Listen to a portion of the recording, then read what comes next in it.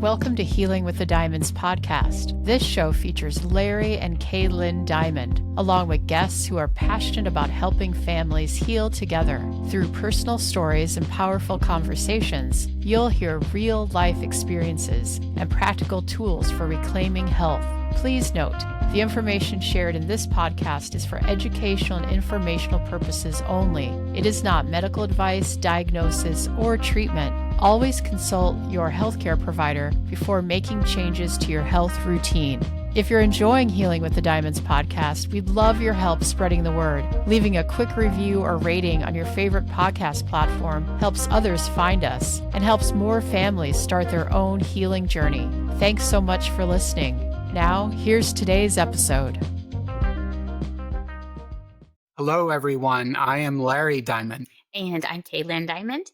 It's our great pleasure to be with our friend, the amazing Ben Azadi. And it's going to be a treat for us, and we're hoping for all of you. So, Ben, welcome and thank you. Thank you, Larry. Thank you, Lynne. It is my honor and pleasure to be with both of you today. Let's talk about healing. Let's get into this. I love the name, Healing with the Diamond. So it's an honor. Thank you so much for inviting me. Thank you, Ben. And I have questions that we've prepared that are going to get into your healing philosophy, because you do have a healing philosophy. And I think one of the great things that you discovered, Dr. Pompa, that Dr. Fong, that we discovered, was that if we can really understand biology and get our own biology on our side, we can achieve our health and fat loss goals almost as an effortless side effect of really understanding the biology and our inner healing wisdom. So super excited about that.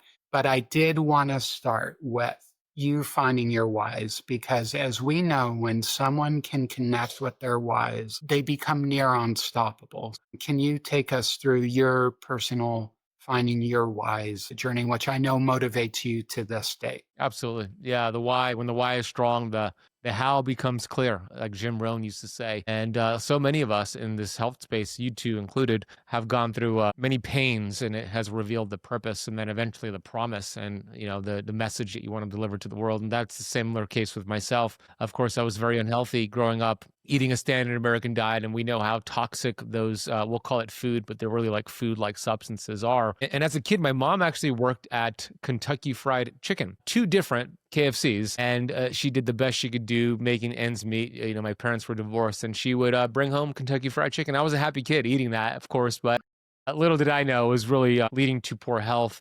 Not just physical health or lack thereof, but also mental issues as well. So as a kid, pretty much left to my own devices because my mom was working all the time to make ends meet. I had bad behaviors. I was addicted to sugar. I was addicted to video games. I had extreme addictions to video games and really toxic relationships. And I didn't understand the connection between the food you eat and your mood and your thoughts, where I was just going through the motions. And unfortunately, a lot of people, even as adults, are going through that right now. They're just going through the motions. And I had a wake-up call in 2007. At this point, I was 250 pounds. So I was overweight, but not just overweight. I was actually classified as obese at this point, 34% body fat. And I was young, right? This is our graduating college, starting a career, starting a family.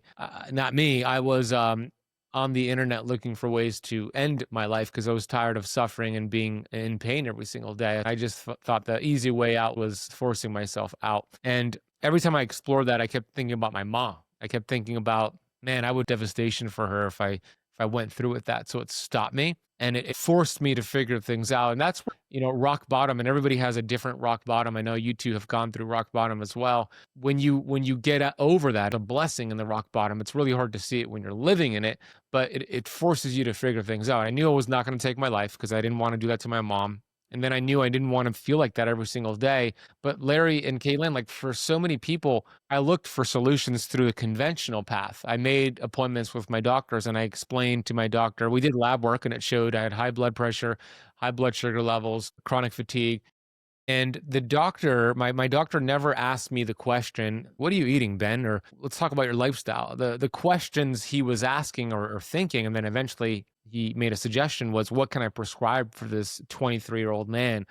And he made the recommendations, but I felt like I was too young to go on medication at that time. So I denied all of them. And I really didn't listen to his advice because his advice was just treating the symptom. So then I started to read books, and now I'm an avid reader. I know you are, Larry. You read like crazy, probably more than anybody I know. But back then I never read. I barely read in school. I just did the bare minimum to get by. And a friend handed me a book and said, I think this book will help you. And I read it because I was desperate. And one book, and it was a self-development book. It wasn't even a health book.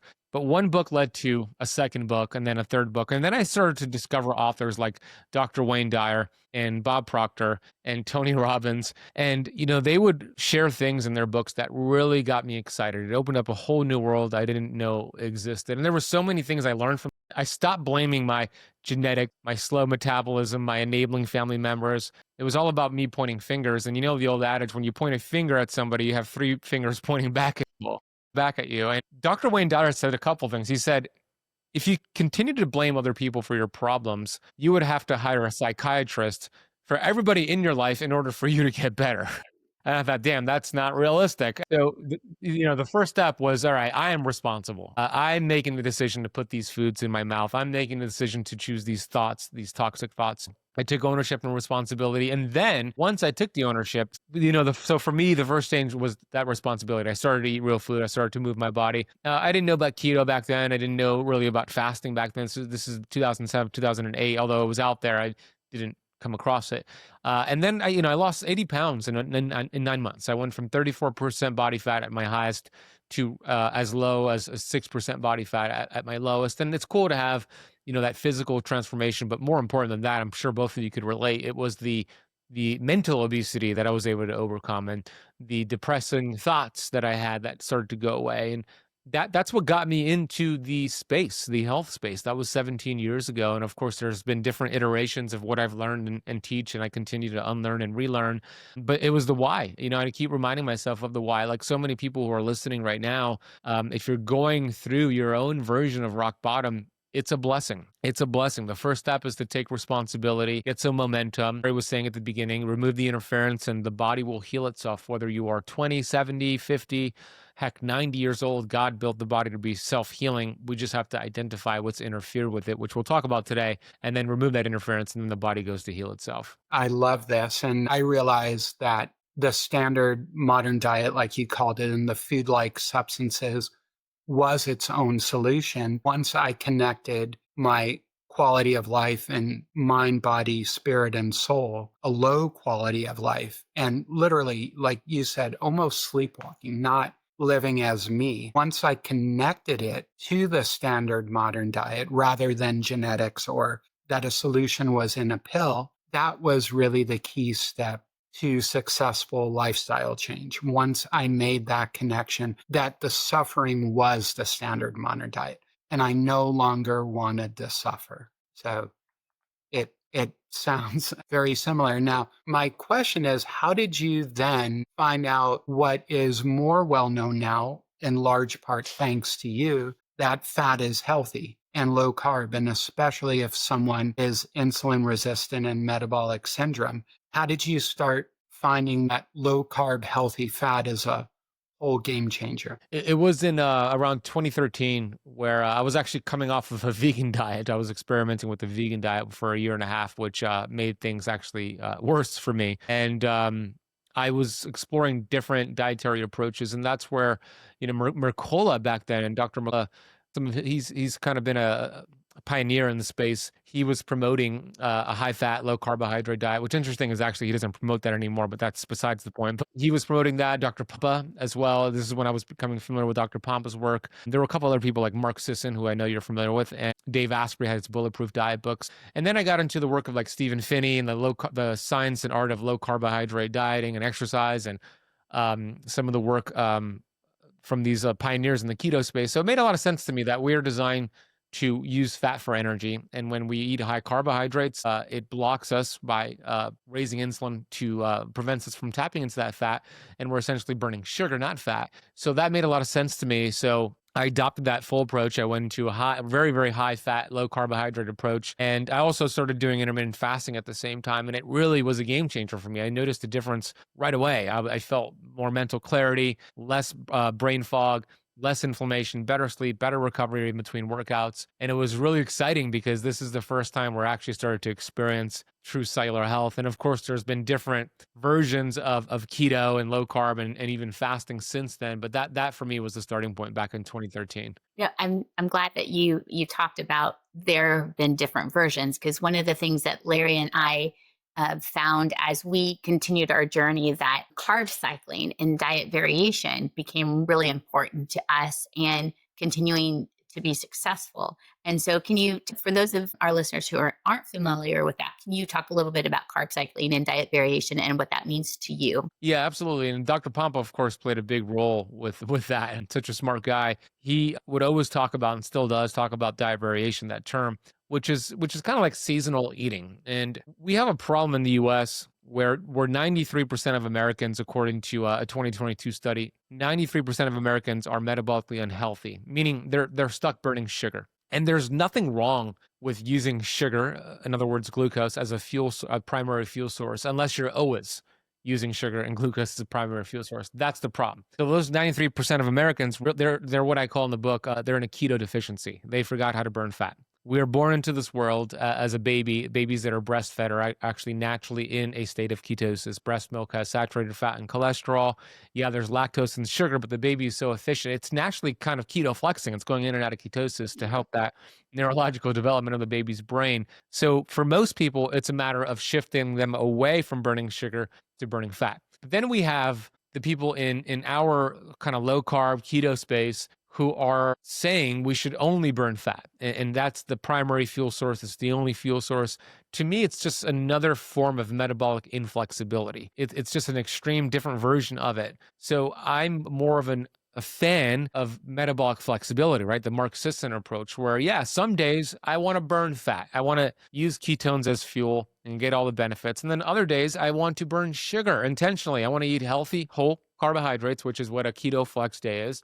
And I intentionally get myself out of ketosis. So that is the goal, to maintain metabolic flexibility. That looks different for everyone. I could say for me right now, I'm probably 85% kind of carnivore, which is keto, so burning fat, and then about 10 to 15%, I have higher healthy carb days where I flex out. That works for me, right? So it depends on the person, but it works really well because it prevents plateaus. Your body has to continue to adapt to the changes. And all of our ancestors, they all did keto, which is true, but they didn't stay in ketosis. There weren't tribes that were like dogmatic about keto, or they came across fruit or honey and said, oh no, we can't eat that, we're keto, right? No, they would eat it. They would eat what's available to them. That's the diet variation piece. So Dr. Pompa calls it diet variation. In Metabolic Freedom, I call it metabolic flexing or keto flexing.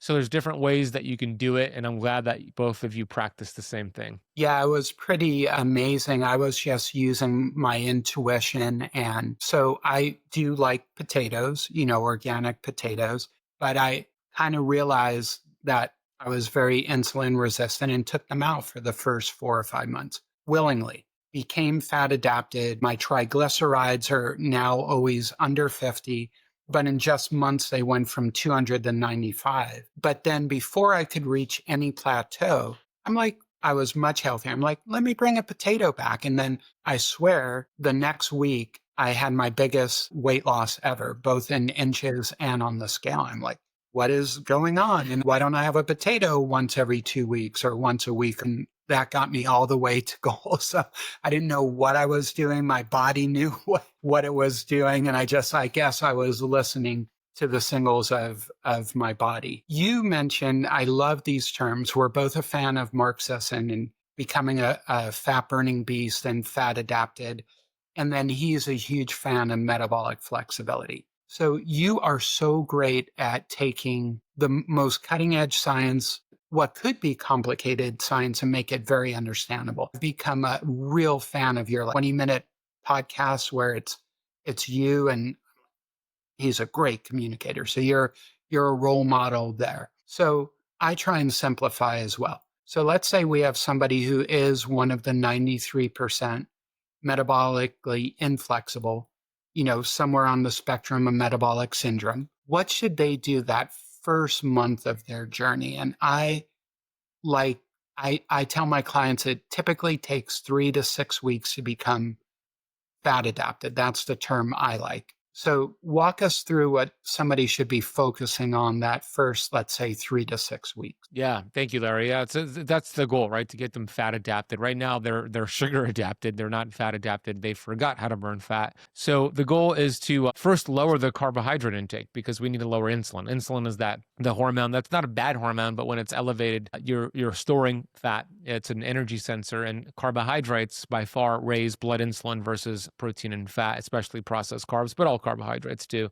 The average American is eating about 200 to 300 grams of carbs per day, and they're eating throughout the entire day. So it's glucose spike, insulin spike, glucose. So they're constantly signaling store fat, burn sugar. So the first step is to gradually lower your carbohydrate intake and at the same time eliminate snacks, right? So just you could start with 3 meals a day and you want to swap out the carbs you're having for those meals and you want to increase healthy proteins and healthy fats at the same time. I wouldn't recommend having a dramatic cut in the carbs too soon because it could lead to symptoms.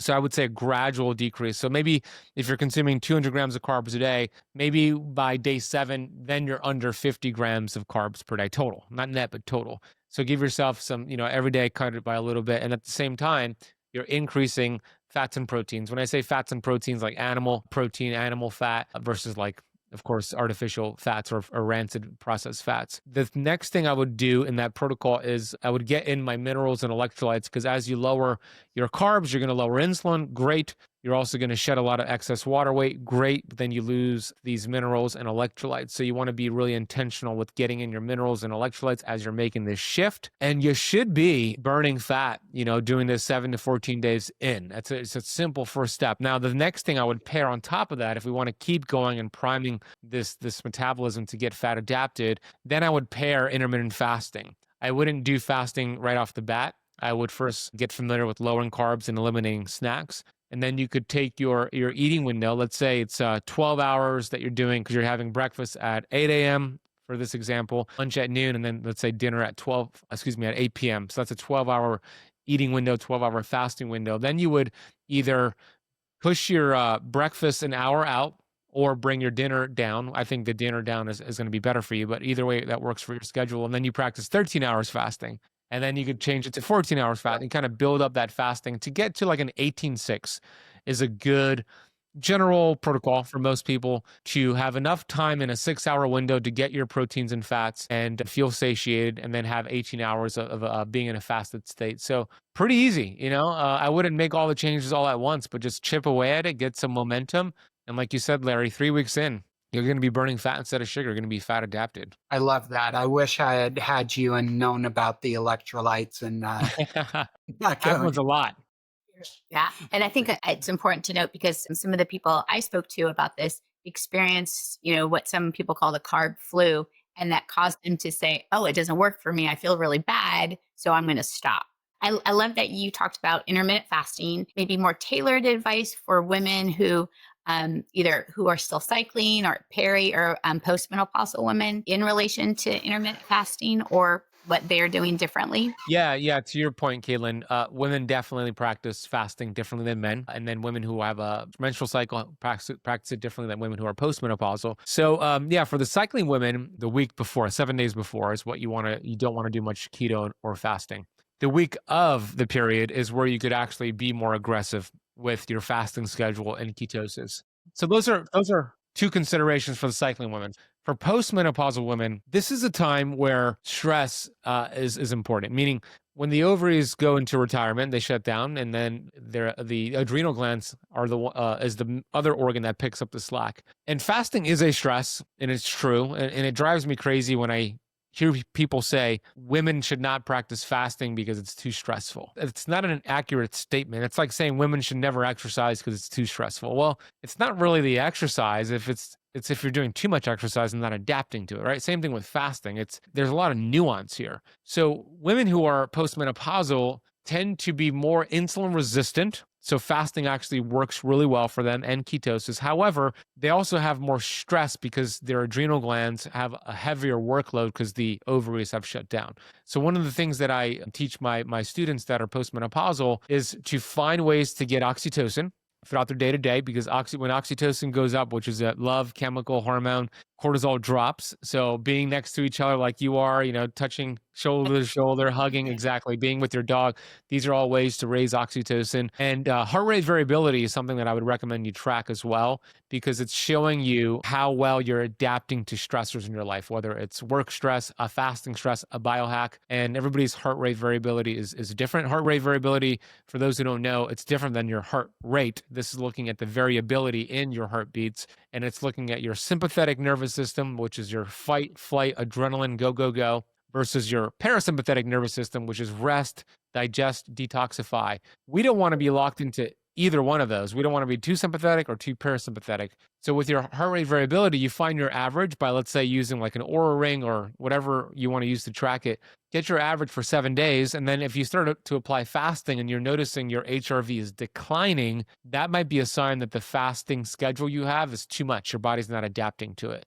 But if your HRV stays the same or increases, that's a good sign you're adapting to the fast. So there's a lot of nuance there, but those are a few of the things I would pay attention to for the ladies out there. That's so interesting. I had an Oura ring at one point, and for my physiology, my HRV always went up on my overnight fast. So like a 42 or a 48. Interesting. Which 24s to 48, especially during my fat loss phase, were perfect for my particular physiology. Now, you alluded to this earlier, and this has been fantastic already, that we were going to talk about the things maybe that we want to take out, the best return on investment from the standard diet, and what we should bring in. So along with Kate Shanahan, everyone should know about seed oils, but I really appreciate you reinforcing that over and over about just how deleterious they are. I think if people could make that one switch,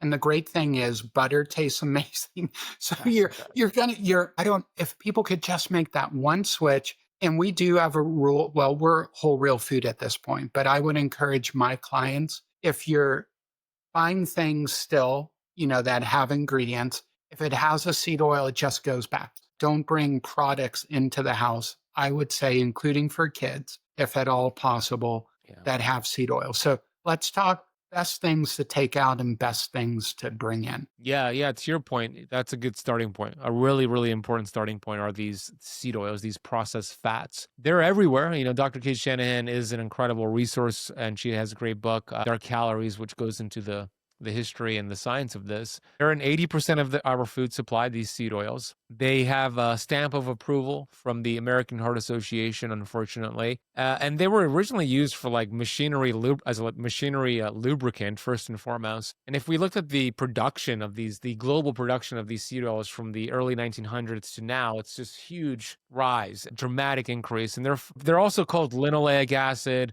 vegetable oils, omega-6 fats. There's different names. They're all the same thing. And we're not designed to be consuming this amount of linoleic acid. They're finding the average person has like 20% of linoleic acid in their cells. And I think according to Dr. Chris Kenobi, we should be like under 3 or 4%. So it's a huge increase in linoleic acid.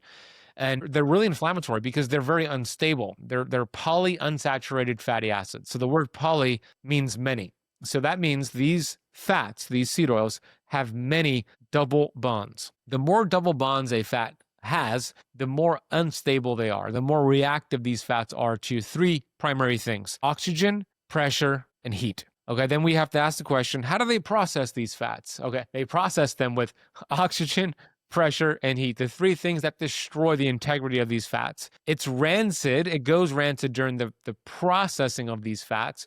And then they put these chemical agents and detergents to cover it up. Then it's put into a bottle, given that nice stamp of approval from the American Heart Association. And then we heat it up again, and sometimes multiple times. And you're going to find these oils in protein bars, protein shakes. You're going to find them in nuts and seeds. You're going to find them at the Whole Food supermarket hot food bar. You're going to find them at fancy restaurants and even healthy restaurants. And I'm putting that in quotation marks because they're not healthy.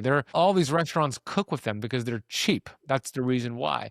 And there was a toxicologist, Dr. Martin Grudfeld, who looked at French fries that were fried in these vegetable oils. And he looked at one of the toxins, aldehydes. Aldehydes are carcinogenic. When you smoke cigarettes, There's aldehydes that are produced in the body. That's how smoking tobacco cigarettes increases your risk of cancer. So he observed that when he took 25 French fries that were cooked in vegetable oil and looked at the aldehyde contents that were produced, it was equivalent to 25 tobacco cigarettes, meaning if you ate just one French fry, which most people don't stop at one, but if it's just one French fry, that's a tobacco cigarette smoked. And we're giving that to our children. To your point, Larry, we got to look at the ingredients we're giving to our kids. And not only that, once you eat these bad fats, you might think, all right, I did some damage. My body will get rid of them in a day or a week or a month, hopefully. Well, actually, when you consume these fats, I talk about this in chapter 4 of Metabolic Freedom, there's a process called lipid membrane reorganization. So that means within a matter of hours, these fats embed into the cell membranes and the mitochondrial membranes, and they don't get removed for days or weeks or even months. They're there. The half-life is 680 days, 2 years, and about 6 to 7 years completely to remove them from your body. So that's the first step. The list that you want to write down and avoid and look at your ingredients list is canola, corn, cottonseed oil, sunflower, soybean, safflower oil, rice bran oil, and grapeseed oil. And I will add one more into here, and I don't know what your thoughts are on this, Larry, so I'd be curious. But another fat that I would avoid completely that's probably even more inflammatory than seed oils is fish oil. I would not take a fish oil. I would not recommend a fish oil. It has even more double bonds. It's even more unstable. So I would eat the fish, but I would not take the fish oil. So there are actually 9, those are the 9 fats that I would avoid. And then I would swap those out for saturated fats, which contain 0 double bonds, making them very stable, and monounsaturated fats, which are single double bonds. So those are going to be for the saturated fats, coconut oil, butter, as you mentioned, ghee, beef tallow, duck fat, even lard if it comes from a healthy source. And then those are all great for cooking. And then for salad dressings and dips, you have the monounsaturated fats, which are avocado oil and olive oil. So yeah, that's the first swap I would start with, but I want to hear your thoughts. I would like to give you credit, Ben, because I was on the fish oil bandwagon and I kept listening to you. And you plus Dr. Shanahan, I remember listening to her at one point, and she said the first researcher, who I can't remember the name, that really popularized the polyunsaturated fatty acid omega-6, omega-3, had revised her position that it was total PUFA composition rather than the ratio being primary, and that there are ways to get fish. And one of my changes, skipjack tuna, the light, not the white, has a lot less mercury than the albacore. So, and it's very cost effective. Almost anyone can afford it. So, I'm getting my omega-3s there, or with salmon, or with sardines, and pasture raised eggs. I'm getting omega-3s and things like that. So we no longer take fish oil in our house. And I know I had to introduce this argument via you and Dr. Shanahan to Kaylin. So I love it. And what I liked about this is, so you present the science, like Larry said earlier, you make it understandable for those who might not have a scientific background. And in that repeated reference to it, the repeated information helps those around us. And it helped me to see where Larry was coming from. Because at first he's like, I don't know if we should do fish oil anymore. And what have we heard for the last however many years? Fish oil good, fish oil good. Yeah. And it's the supplements that are the problem, right? Not consuming the whole fish. That's right. So, up until this point, when we were talking about what to take out, what to bring in, we've really been focused around food and nutrition. I want your input on household things. What should people be looking at as they're trying to heal in their environment to both get rid of or bring back in? Yeah, it's a really important question because what we have in our household is usually a lot of toxins and mental toxins. And those are probably the leading cause to metabolic dysfunction these days because the amount of toxins that are in our household supplies, to your point, but also food supply, air quality. And I would start with your detergent. The reason I say that is because we're essentially breathing in. Yeah, we're breathing in our clothes 24/7. If it's not our clothes, it's your bed sheets, but it's pretty much 24/7. And if you're using a regular like Tide or Gains or fabric softeners, those are loaded with toxins, neurotoxins, and very disruptive to your metabolic health. These toxins accumulate. They're called obesogens. They create large fat cells and new fat cells, and they accumulate over your lifetime. And then it overfills your stress bucket and it leads to disease. So I would start with the detergent. I would find a non-toxic laundry detergent, make that first swap. There's many options out there, which is great. And then once you do that, do an audit on your cooking supplies, right? So a lot of people use Teflon pans, non-stick pans. I would swap that with more non-toxic pans. Some of the brands that I use is Caraway, Our Place, Extrema. There's different brands out there. I think Salad Master is a good brand too. Your Tupperware is another big thing because a lot of microplastics are a big issue these days. Oh my gosh, we are turning into a plastic human beings. It's crazy. They're finding these microplastics in the testicles of men, leading to low testosterone and infertility. They're finding it in the brain. They're finding it in our arteries. So, if you're using plastic Tupperware, a simple thing you can do is swap it for glass Tupperware. If you're using plastic cutting boards, swap that for wooden cutting boards. So simple things you can do there. Once you've done that, then you can move on to the next item, which is probably the stuff in your bathroom, like your shampoo, your conditioner, your toothpaste. Like if you're using a fluoride toothpaste or antiseptic mouthwash, you don't really want to do that. But I would start with the detergent, then go to the kitchen, then go to the bathroom and kind of start chipping away. Yeah, we Awesome. Thank you. We had this recommendation from a friend just today, and we have been doing it somewhat. But if you buy like Bubby's pickles or anything in a glass jar, don't throw the glass jar out. You can also repurpose it. You could store things in there. I think it's a smart idea. Glass is where it's at, right? I mean, I drink out of glass as much as possible. We these microplastics are a big issue for a lot of people who are doing everything right. They're doing keto, they're doing keto flexing, they're fasting, they're exercising, they're getting good sleep, and they're still not getting results. It's usually a toxicity issue, and that's where I would definitely explore that. And everyone out there, get metabolic freedom because Ben goes over this, and he will convince you to make these changes. And what we found, we upgraded, and both when we buy online and when we go to farmers markets, we actually saved money. It's incredible. The better quality, just like switching the whole real food, we save thousands of dollars a year. So the same thing can happen with household products. And I've been mentioning to Kaylin for years, if it has fragrance, do not buy it. So I'm sure you're aligned with that. 100%. Yeah, fragrance is an issue. Yeah. So essential oils are a great alternative, right? The great news is that there's so many companies that are now producing these non-toxic products, essential oil bases for these products. So yeah, you just have to do the work. And I hear a lot of people say, I get the comment a lot on my YouTube channel. I shouldn't say a lot. I get it sometimes. They say it's expensive to be healthy, to eat organic, to get grass-fed. And to your point, it doesn't necessarily have to be. You actually could save money, but when you practice fasting, you definitely save money. But my argument would be this. If it is, let's say it is more expensive to get healthy. Maybe that is true. Let's just, for the sake of argument, well, wait until they hand you the bill for getting sick, right? That is way more money and something you don't want to pay, right? So it's so much better to be proactive instead of reactive. Einstein said intellectuals solve problems, geniuses prevent them. So we want to be proactive. We want to be geniuses here. And that's where everything we're talking about goes a long way. So I agree with you. I don't think it's more expensive to live healthier when you find the right swaps and you practice fasting. But if it is more expensive, at least you're getting healthy and you're preventing that bill from getting sick in the future. Absolutely. I haven't researched this, but I heard, especially in the United States, medical bankruptcy is one of the biggest causes. So we want to avoid that.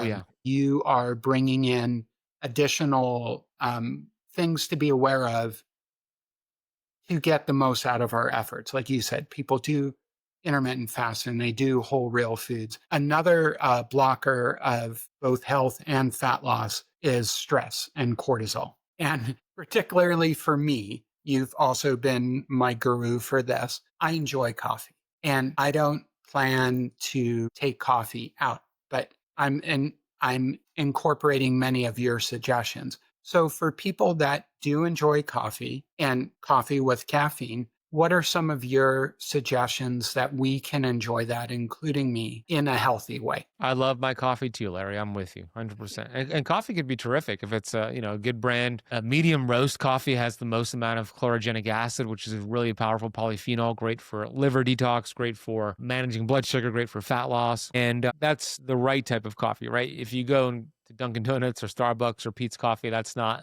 what I'm referring to. That's actually could be inflammatory. But in terms of when timing the coffee, that's, I know what you're getting to, because I remember when you started doing the tip I'm going to share here. There's a 90-minute rule, right? When we wake up in the morning, we have activated cortisol. When the sun comes up, it naturally activates cortisol. Cortisol is such a powerful hormone. It's more powerful than caffeine. So a lot of people are in the habit of waking up and having their coffee first thing in the morning before they even hydrate, which you want to hydrate before you caffeinate.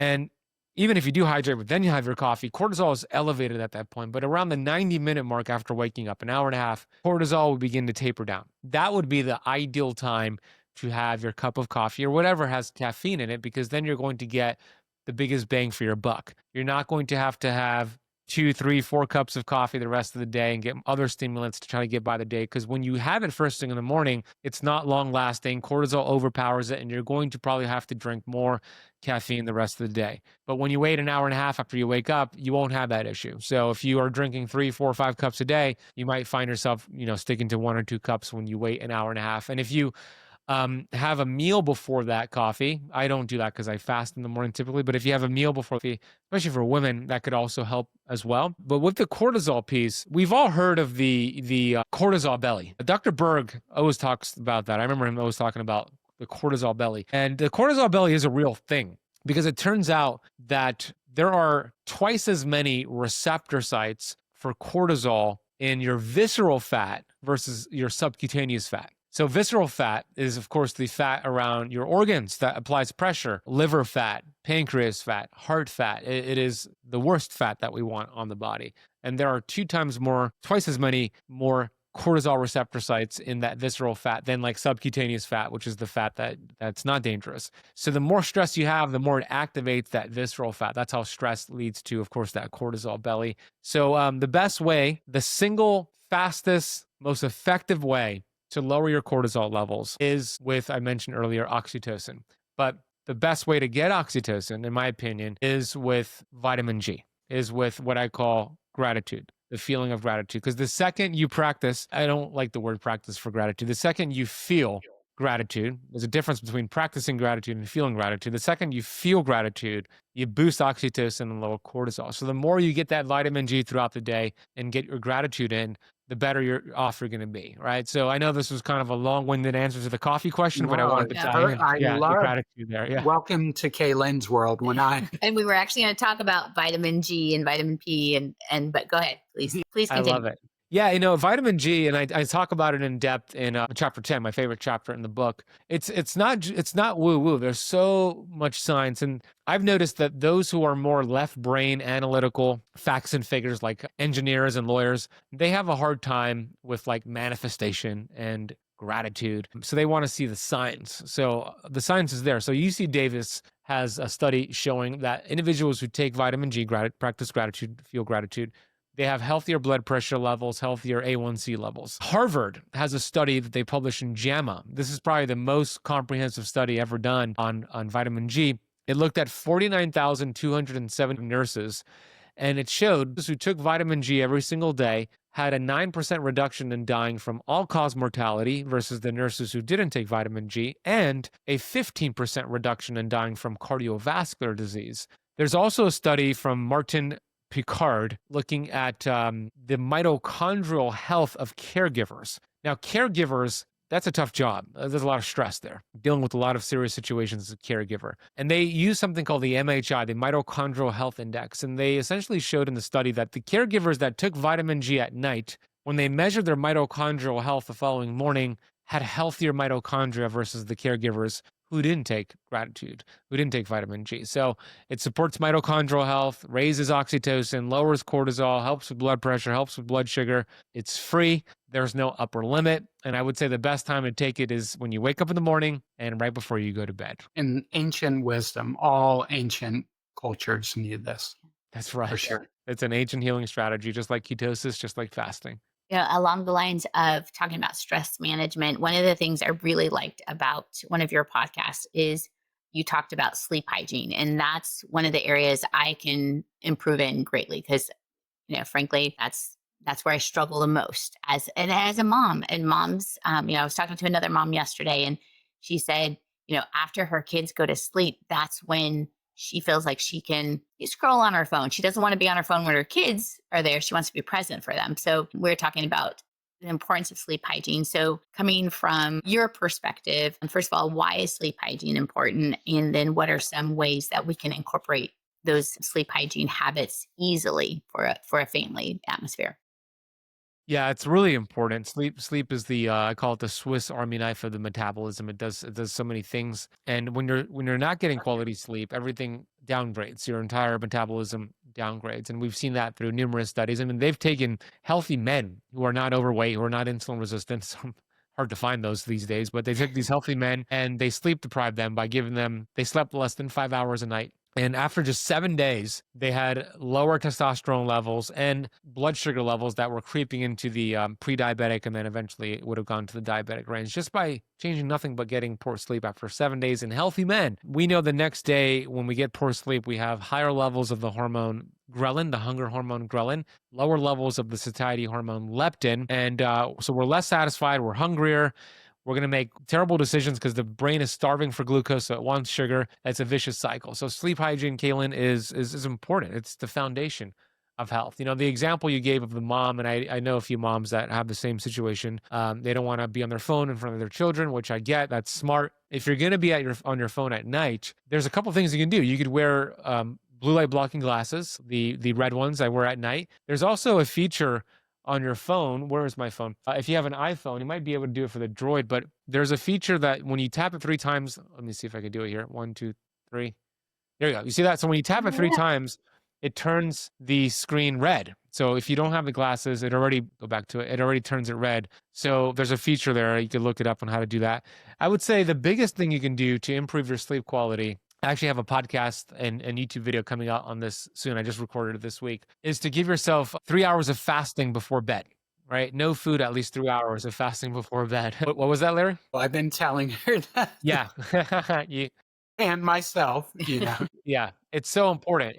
So this video that I have coming out, this podcast, talks about what happens when you give yourself 3 hours of fasting before bed, 5 hours of fasting before bed, and then 8 hours of fasting before bed. Of course, it's hard to do the 8-hour one, but 3 hours at least is the bare minimum, because what happens is when you eat too close to bedtime, you're giving your metabolism energy, food energy, and the body wants to use that energy. So when you eat that food and then you go lie down, you're not using that energy. So you're raising insulin to store that. So it's gonna cause weight gain. And it takes a lot of energy and bandwidth and blood flow to digest food. So now instead of using that energy, the resources for healing, activating the lymphatic system, fat loss, all the amazing things you get during sleep, liver detox, you're using it for digestion. When you fast 3 hours at least before bed, you allow digestion to complete. Apple cider vinegar is a great thing to have that help with that too.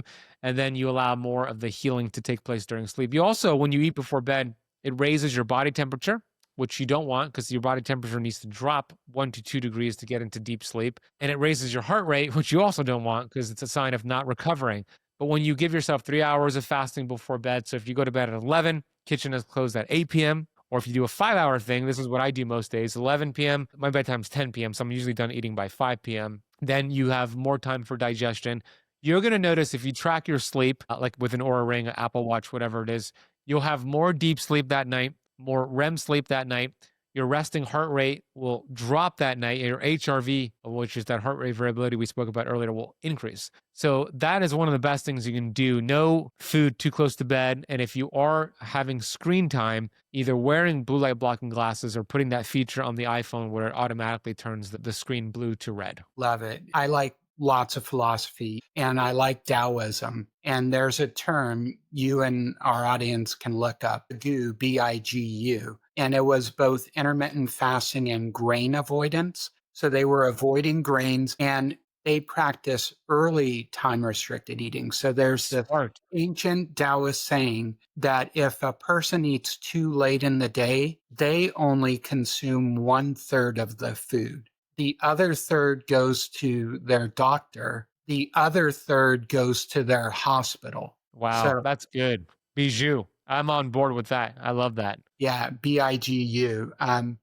So just a couple, we could keep you for hours, but we won't. And so we mentioned vitamin gratitude, also vitamin N or nature, and vitamin P, which I learned from you, vitamin patience. So you had a great talk about all the benefits, including BDNF, which is our brain fertilizer. Walking in nature, we can combine, ideally. But the vitamin P, I think, is really important because going back to the beginning of the interview, that 3 to 6 weeks to become fat adapted, we did not lose a lot of fat right away. And if we hadn't trusted the process and also hadn't been attuned to non-scale victories, like less hunger, more energy, less brain fog, people, I'm telling you, not everyone's going to, after maybe an initial water flush, go gangbusters on the fat loss. So harness that vitamin patience. It will pay off. So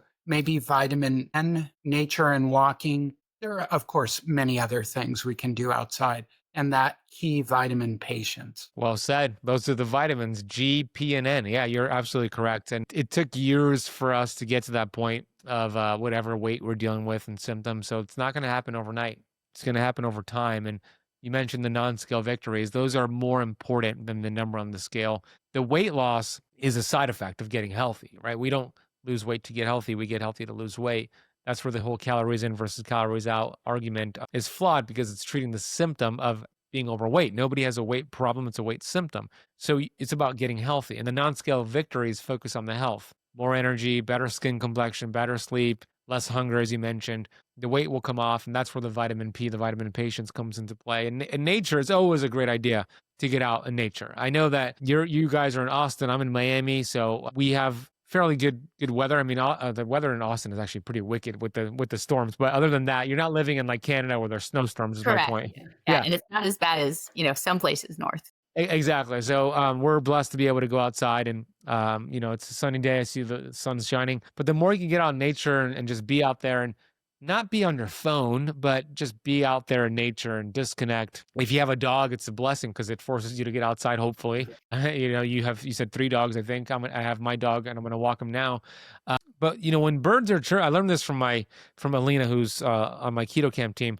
She said something. She said, when birds are chirping outside, it subconsciously signals to your nervous system that things are safe. Because birds wouldn't chirp if there was like a threat coming, a storm. So when you're walking outside, and now I'm conscious of it. So when I hear the bird chirping, I'm like, oh, everything is safe. But subconsciously, it also signals to your nervous system like everything is safe. So it'll raise your heart rate variability. It'll help with oxytocin. And if you want to listen to an audiobook or a podcast while you walk, nothing wrong with that. But don't, be on a work call or don't be on social media.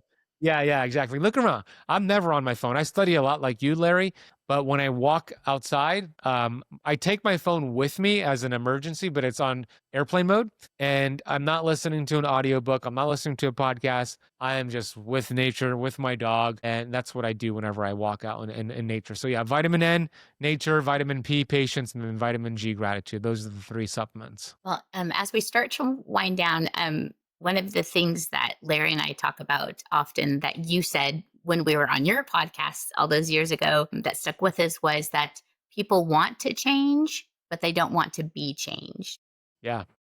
Or they want change, but they don't want to be changed. And that was super powerful to us, especially as we started sharing what we do with others. That speaks to the power of our mindset. What are some resources that you could recommend or you've used to help mindset and to kind of assist in that area? I love that you remember that. Yeah, that was from Bob Proctor. He used to always say, people don't resist change, they resist being changed, right? So that's so true. I mean, we're all open to change because we want to do better, but when it's forced upon us through like your husband or wife or whoever it is, then you resist it. When your company forces a change, you resist it. But when you make the decision to change, there's no resistance. So there's an audiobook that I have been listening to for the last couple of years on Audible. So if you're an Audible person like I am, it's called the Ultimate Bob Proctor Library Collection. I know that your audience is listening, but I'm showing it to you here on the phone. And I'm listening to this right now, session 3, for the 50th time. This is my 50th time listening to it. This is the only thing I listen to on Audible. I literally, when I first heard it, finished it, and then automatically played it again. And I just keep doing that. And I'm going to do it for the rest of my life. It's the greatest audio, Bob Proctor, Ultimate Bob Proctor Library Collection. I would recommend both of you listen to it this as well, and it'll change your life. Beautiful. Thank you so much. Yes. So where can people find you if they've heard some stuff, they want to know more? How can they? And metabolic freedom Yeah. is, we want to talk about that, and the bonuses that come with it. Yeah. Tell us.